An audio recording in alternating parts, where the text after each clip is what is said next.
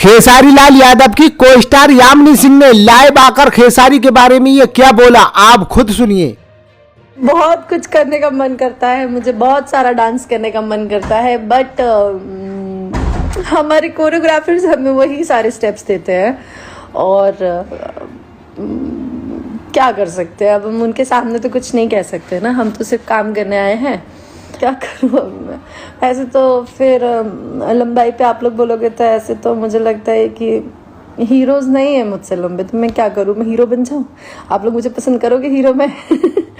तो फिर लेकिन खेसारी सर का कैसा है, खेसारी सर के साथ मैं इसलिए वो होता है क्योंकि सर की बॉडी है बहुत ज़्यादा एंड दैट लुक्स गुड, वो कॉम्प्लीमेंट दे जाती है इसके लिए।